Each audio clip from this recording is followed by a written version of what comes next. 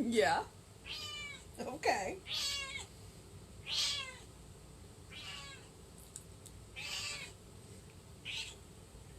Are you done? No? Good morning, beloveds. Gabby has something to say today. Not sure what she's talking about, but she's got something to say. And she's still talking. She's now standing on my knees. All right. It is September 4th. Our title is His Law is Written in My Heart. And our quote is, "The energy of God is power that naught can e'er surpass, a power with which no one can make comparisons of any human thing at all or anything divine." And that is Thrice Greatest Hermes. I have no idea what that's from. So, alright. Since the only life you can have is the life of the Spirit within you, you need but permit its radiance to flow through your thought into self-experience. You are surrounded by a dynamic force, a great surge of living power. You are immersed in and saturated with the vital essence of life. Its presence permeates everything, binding all together in one complete whole. Say, "Because my whole being is the life of God in me, I have nothing to fear. Everyone I meet is part of the same wholeness in which I live. Every person I meet is a center of the great unity of life. It is this center of life that I meet in all persons. It is this unity in, through, all that I respond to. I cannot wish anyone harm, nor does anyone desire to harm me. Through my consciousness of love, which is the very essence of goodness, I transform any apparent imperfection into the perfect idea of true being. I am knowing people as God knows them. I am seeing everything as God must see it. His law is written in my mind and felt in my heart. I see God everywhere." And that's the goal. That is the goal, to see God everywhere. To see God in every person that we meet, to see God in every living thing, to see God constantly all around us. I think it was an Ansel Adams quote about worshiping God and destroying nature, the visible aspect of the very God that we're worshiping. And that's it. It's like, you want to see God everywhere. You want to see God in every person you meet. Will it change the way you interact with people if you see them as God sees them, with the understanding that the way God sees them is through love? Because that's what Science of Mind teaches, that God is love.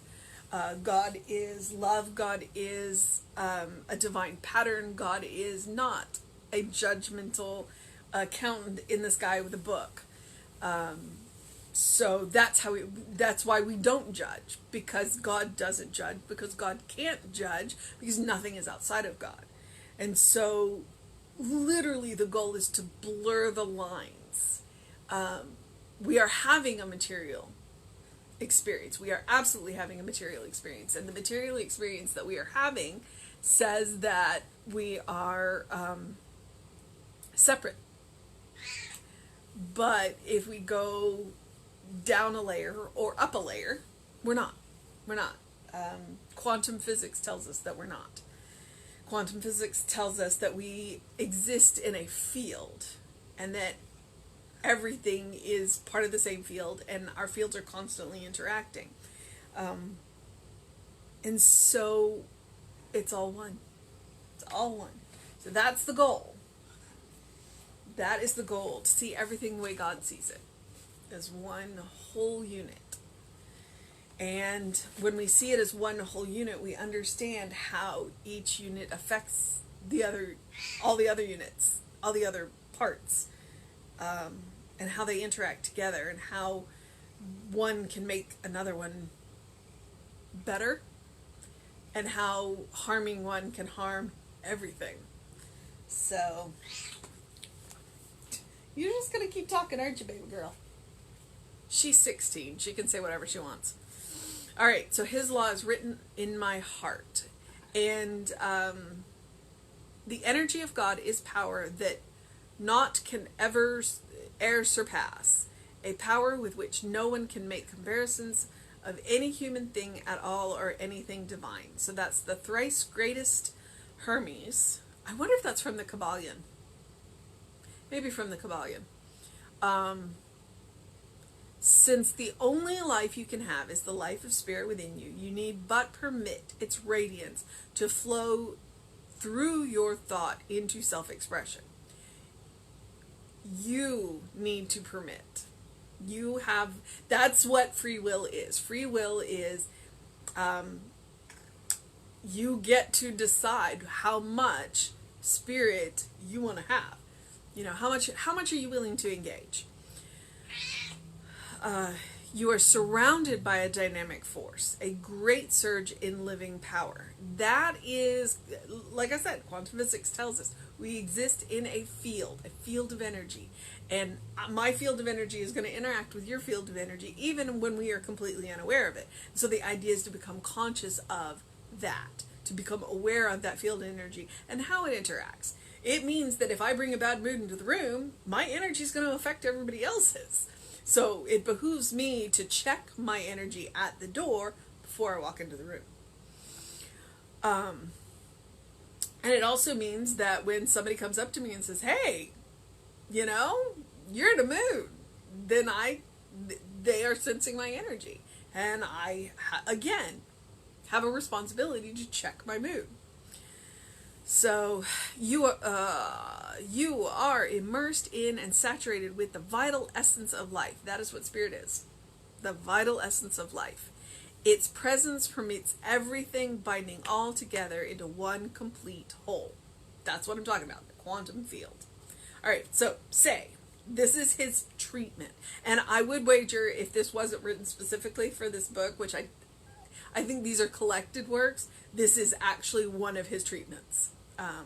Ernest and Raymond, I don't know about Raymond, because I haven't read a whole lot of Raymond, but I've read a whole lot of Ernest, and he speaks dynamic treatments, and so that's what this is.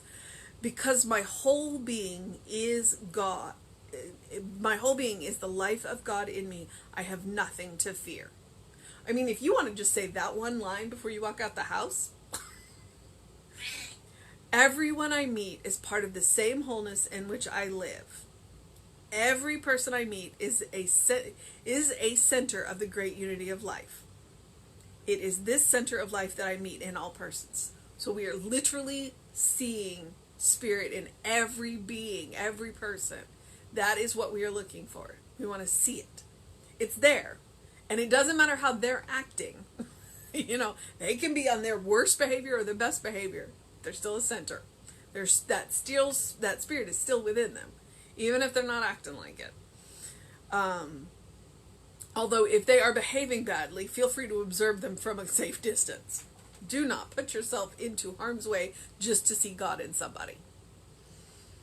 Do it from a safe space. Hold that space for them until they know who they are so that they can behave better. It is this unity in and through all that I respond to. I cannot wish anyone harm, nor does anyone desire to harm me. So I cannot wish anyone harm because I understand that if I harm you, then I'm harming myself because we're one. Nor does anyone desire to harm me. On that spiritual level, nobody does. We make mistakes. We absolutely make mistakes. So I think that's one of the things that we have to, when you're doing forgiveness work, that may be something that would help. It's like on a spiritual level, nobody desires to harm another person, but we make mistakes on the material realm.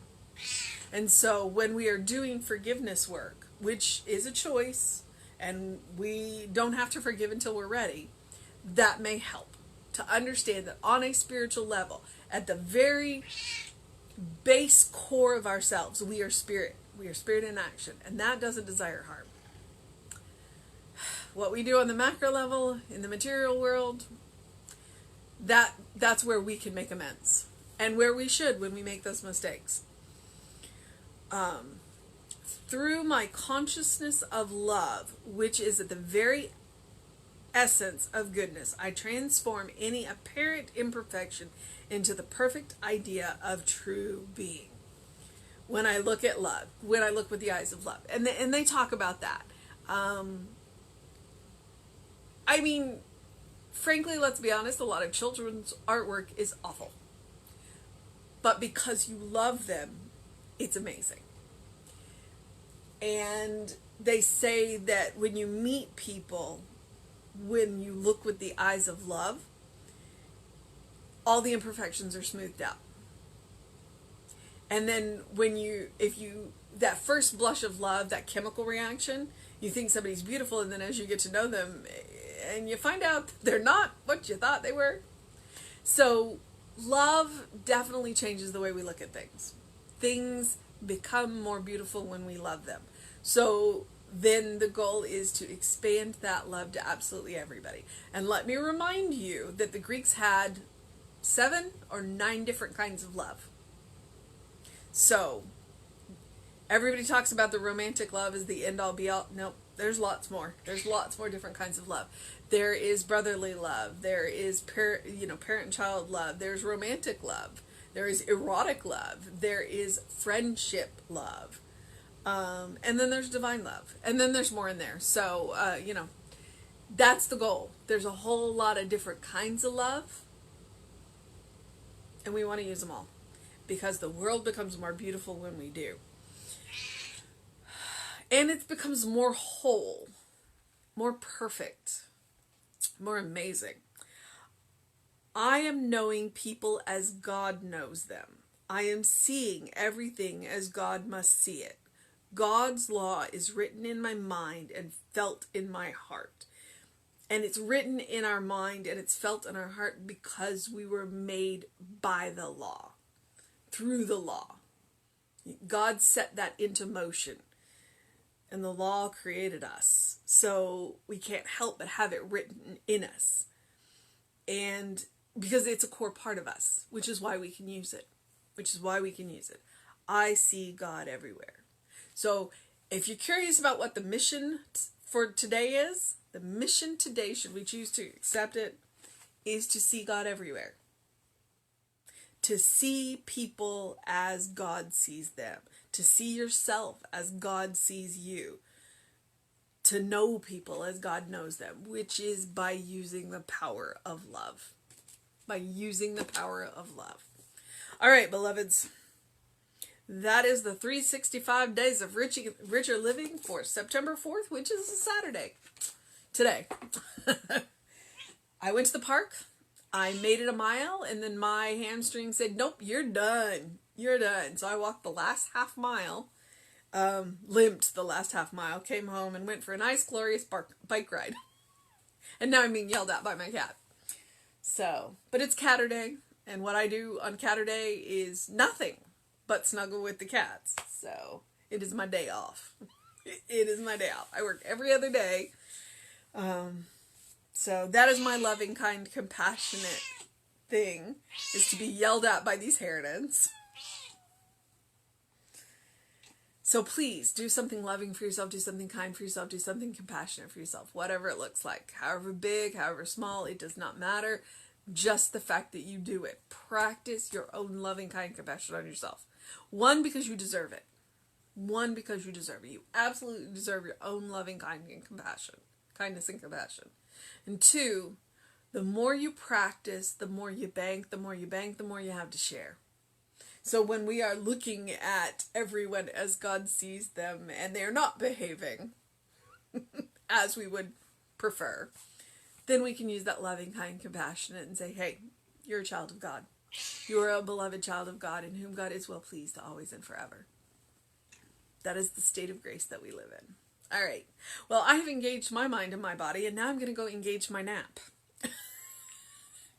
I've gotten my face full of sun. I do encourage you, go get a face full of sun first thing in the morning. 5-10 minutes. In my case, it was a little bit more because bike ride. And do what you need to do to make it a good day, fantastic day, an amazing day. drink plenty of water. All right? Please do drink plenty of water. It's still hot. It's going to be that way for a little while. But open the windows of your soul. Allow the breath of heaven to remind you do live in heaven now. It's all around you. It does take seeing as God sees. It does.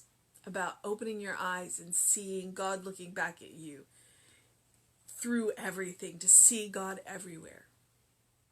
And when we open our soul and let that radiant spirit flow through us, the world's a better place. It really is. All right, beloveds. It is Saturday.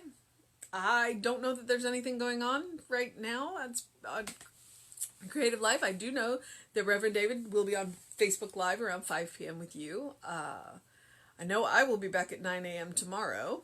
And then we'll have an amazing service for you. It's a new month and a new theme, and it looked like it said something about dominoes, so now I'm going to have to go back and look. And you can always check us on all the social medias. Creative Life Spiritual Center on Facebook and YouTube, and then Creative Life Spark on Instagram. And I am the Running Rev Ryan on all 3 platforms. Yeah, Jesse got all excited about TikTok, but we'll see. I don't know that I'm ready for TikTok. So do what you need to do to make it an amazing day, fantastic day, a great day, good day. And if that is too much pressure, simply have a day. Simply have a day. Know that you are loved. Know that you are loved. All right, beloveds, I will see you next time.